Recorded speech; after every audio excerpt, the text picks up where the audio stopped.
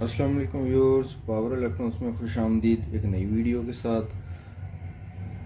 और आज की वीडियो है हमारी किसी भी इन्वर्टर के अंदर किसी मोटर के पैरामीटर फीड करने हो, किसी मोटर को इन्वर्टर के साथ कम्युनिकेट करके हमने चलाना है और उसके पैरामीटर जो इन्वर्टर के अंदर हमने फीड करने हैं उस हवाले से है। वो हम पैरामीटर किसी इन्वर्टर के अंदर कैसे फीड करेंगे, कौन कौन से पैरामीटर होते हैं जो इन्वर्टर के अंदर मोटर के फीड करने पड़ते हैं, ये सारा कुछ आज आपको बताऊंगा इस वीडियो में। अगर अभी तक चैनल को सब्सक्राइब नहीं किया गया, चैनल को कर दें सब्सक्राइब। चलें व्यूअर्स, मैं आपको इन्वर्टर की जो है सेटिंग्स उसके हवाले से बताता हूँ। ये इन्वर्टर है हमारे पास विची कंपनी का, 18.5 किलोवाट इसकी कैपेसिटी है। मोटर इसके साथ कम्युनिकेट की हुई है। अभी हम इसको पावर अप करते हैं और आपको बताते हैं।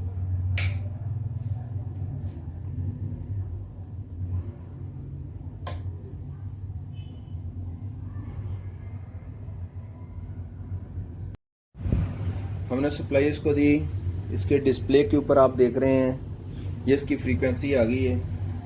अब हमने इसके प्रोग्राम में जाना है। प्रोग्राम में जाने के लिए इसके ऊपर ये बटन है प्रोग्राम का, नीचे सेट है, और प्रोग्राम में हम जाएंगे F5 के अंदर। F5 जो है इसके ये पैरामीटर जो है मोटर के, वो वाला इसका सेक्शन है जहाँ से हम इसके मोटर के जो पैरामीटर हैं वो इसमें फीड करेंगे। F5 के बाद हम इसको सेट प्रेस करेंगे। सेट प्रेस करने के बाद यहाँ 0 आ गया, ये फैक्ट्री सेटिंग 0, हम इसको 0 ही रहने देंगे। नेक्स्ट जो है वो F5.01 है, 4 है, ये फैक्ट्री सेटिंग 4 है क्योंकि इन्वर्टर हमारा 3 फेज़ है, हम इसके अंदर 4 को 4 ही रहने देंगे।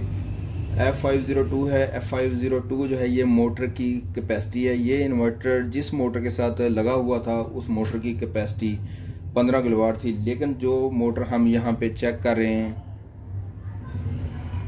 ये वाली मोटर, ये मोटर जो है ये 950 RPM, 50 हर्ट्ज फ्रीक्वेंसी, 14 एम्पेयर और 5.5 किलोवाट इसकी कैपेसिटी है। ये इसकी स्पेक्स हैं जो इसकी नेम प्लेट के ऊपर लिखी हुई हैं।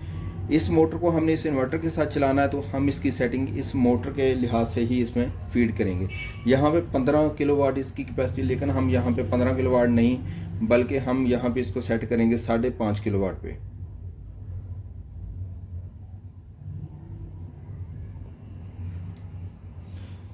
इसके ऊपर हम सेट प्रेस करेंगे, ये ब्लिंकिंग शुरू हो गई है, इसको आगे लेके जाएंगे। यहाँ पे हम इसको डाउन करेंगे, फिर इसको प्रेस करेंगे, यहाँ से इसको इंक्रीज करेंगे, ये 5.5 हो गया।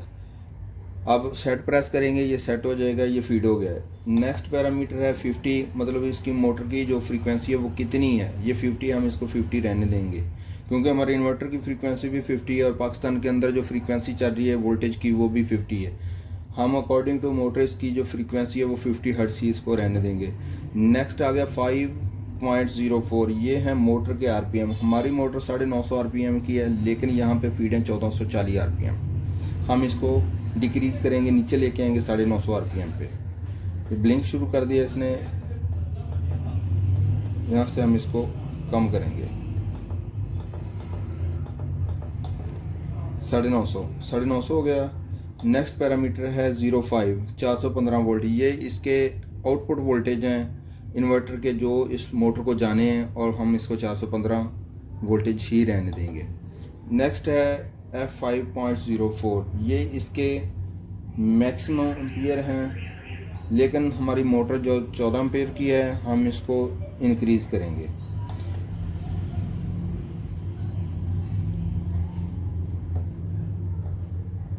ये हमने इसके एम्पेयर 14 कर दिए हैं। नेक्स्ट है F5.07, ये 6.25, ये इसके एम्पेयर हैं, नो लोड, हम इसको 6.25 ही रहने देंगे। नेक्स्ट है F5.08, ये इसके कॉयल की रेजिस्टेंस है, ये दो रेजिस्टेंस की जिसकी मोटर की कॉइलें हैं उसकी रेजिस्टेंस जो है उसको ये इन्वर्टर रीड करता है। हम ये पैरामीटर नहीं छेड़ेंगे, हम मेन पे आते हैं। हमने जो इसकी सेटिंग दी है यहाँ से हम इसको करेंगे रन।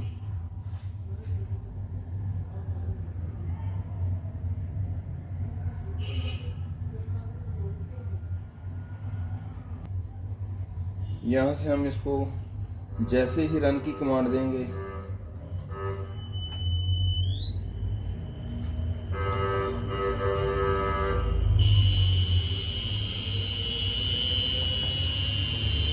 ये मोटर अब एक्सलेट हो रही है, तो इसके एम्पेयर आहिस्ता आहिस्ता जो है वो डाउन होने शुरू हो जाएंगे।